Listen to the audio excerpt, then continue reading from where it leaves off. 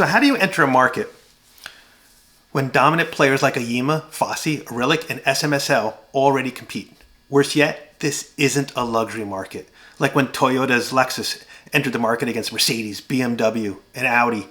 Back in the late 1980s, they produced high-quality cars at a substantial discount. This is the budget amp market, where products are already under $99. Tosicam thinks they can be competitive by creating an amp for $39 with Bluetooth, treble and bass controls, and, according to them, a whopping 280 watts into 8 ohms. Let's be clear, all these budget amps and wattage ratings are way overconfident.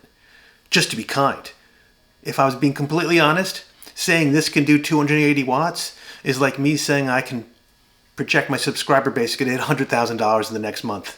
It's not going to happen. So let's see what Tosicam has created for $39.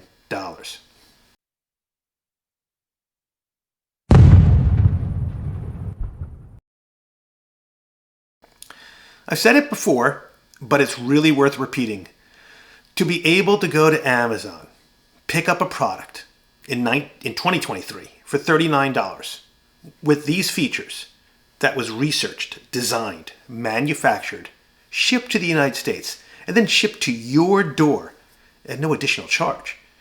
In a market as small as dedicated budget amplifiers, you have to marvel at what cheap slave labor can get you in a modern industrial society.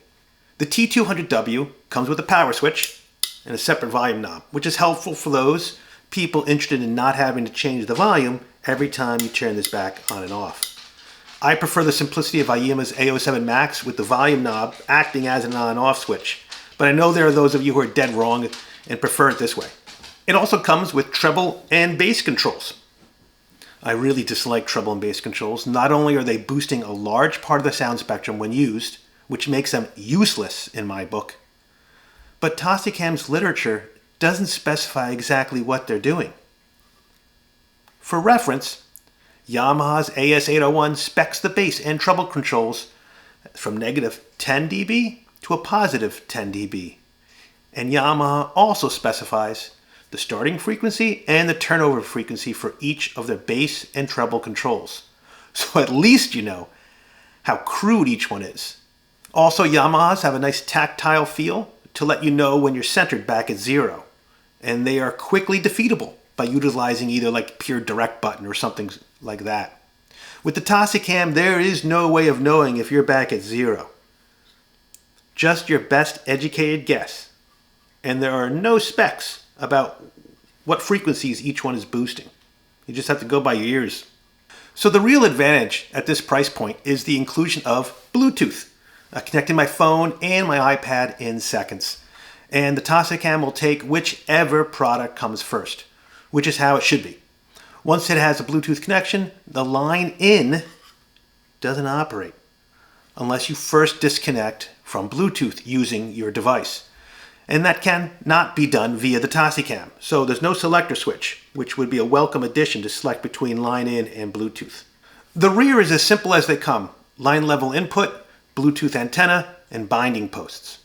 Tosicam clearly states to use banana plugs, and I couldn't agree more. The internal strength of the hardware to connect these speaker binding posts is questionable. The internal strength of the hardware used to achieve a $39 price point is, to put it politely, highly suspect if you tighten or loosen the binding posts too hard. So yes, you can connect bare wire to these, but you better put your kid gloves on in doing so. Before we get to our listening tests, let's see what this Tosicam can produce in our standard CD player line-in. White noise test hooked up to a pair of 6 ohm Tannoy DC8 Ti speakers.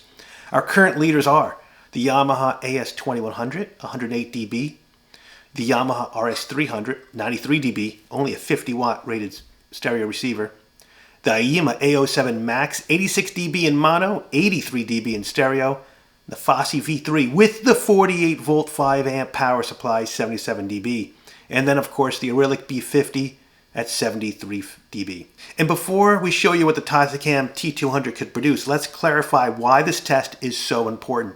These Class D amps are designed around a 1 kHz output, not full spectrum white noise.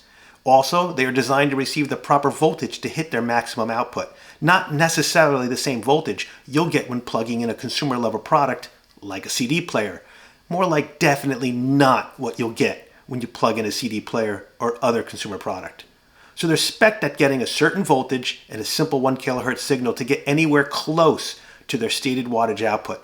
But because most people will do simply what I do, just connect a turntable or CD player or other device to the line in, this is only sending it, say, 1 or 2.5 volts. Many of these budget Class D amps are anemic with that little voltage. So the Tosicam T200 continues the trend of bargain budget amplifiers not getting anywhere near their wattage specs.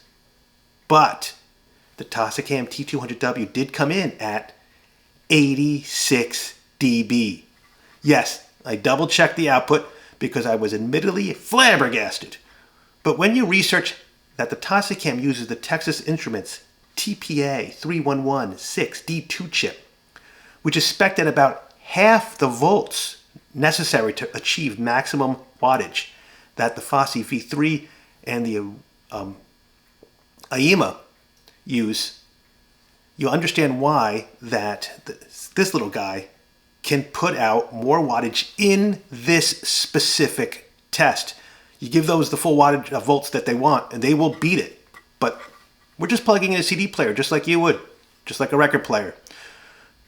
So what is so impressive is that this little guy uses a chip that produces more power with the line-in input than the FOSI or the Aiyima at a significantly reduction in price. So give Aiyima some credit though, because their A07 Max unit produced 86 dB in mono mode, which means they put some kind of gain into their little budget amp. So the Tosicam does take the budget crown as being the loudest that I have tested. I'm certain others have used this TI chip that I haven't tested and can get louder than the Tosicam. So this is just in my tests. So while Aiyima loses its throne in my test as the most powerful sub $100 budget amp, but how does the Tosicam sound? I'm going to be 100% honest with you. If you aren't listening to music over, say, 70 dB, the chances of you hearing the difference between a well-designed $5,000 Class AB amp and a $39 Class D amp is really close to nil, let alone Class D amps using different TI chips. Sure, every Tom, Dick, and Prince Harry on YouTube love to say they can hear the difference like it's night and day, but the reality is that only when you push the envelope do you see and hear, I should say, the differences in amplifiers. The Tosicam, when pushed to loud levels, on my speakers, around 85 to 90 dB, 2 meters away, shows the same issue the FOSI and the Aiyima and the Arylic do. They begin compressing the sound stage, but more so with the Tosicam. With more sensitive speakers like Klipsch, you may not hear that level of compression that I did, but then you're stuck listening to Klipsch's crappy sound, so there's always the trade-offs. I heard that compression of the Tosicam at a much lower listening levels than the FOSI or the Aiyima, and its sound signature seemed much brighter in the upper treble area. But is that because I wasn't at zero? Possible. But I dialed it back even a tad. It created much less engaging sound. Diane Bish just didn't have her normal toe tap and get up and dance with your partner all night long sound. It just wasn't there at the lower treble. And at the level I believe was zero, the brightness of those 2-foot small diameter pipes just seemed a tad too bright. This brightness seemed much more pronounced in the Tosicam than the FOSI or the Aiyima. Deep bass is the most pronounced issue with the compression, and the exclusion of a subwoofer output, which FOSI and Aiyima have, really is a mistake in this product. Much more than the FOSI or the Aiyima, this little amp needs a lot of help down low. Listening to the organ classic Toccato and Fugue in D minor, you could literally hear this little guy struggling to keep compression at bay. There's also a louder pop than I like when turning on the Tosicam. Let's go through the pros. $39, and yes, it can play loud. Bluetooth enabled, doesn't get too hot during normal use. Cons, no selector switch between live level input and Bluetooth. Questionable build quality, requires using only banana cables, not wire, hard wire. No subwoofer output, a compressed sound, and a bright sound. There's no way of knowing if bass and treble are set to 0. Annoying flashing red light when looking for a Bluetooth signal. That's right. When this thing doesn't have a Bluetooth signal, the little red light just goes dee-dee-dee-dee-dee-dee forever. Just forever. Very annoying. Wish that was a little piece of tape would fix it, but then you don't know when you do have a signal because then it goes solid red.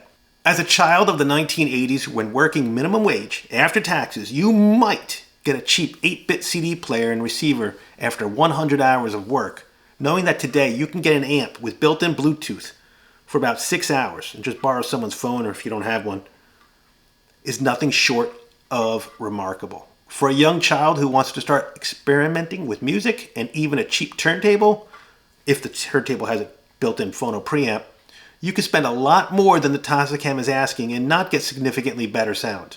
When I say a lot more, I mean like $139. As long as you keep that volume down. Once you start cranking this volume, the sound just isn't up to par. So what rating does it get? Well, you need to do a deep dive into the whites, but I'm pretty sure you've already guessed. A beautiful box of Corbett Canyon boxed white Chardonnay. And that's it for this edition of the Scientific Audiophile. Make sure you like, comment, and subscribe so you're ready for more hot videos coming off the wire.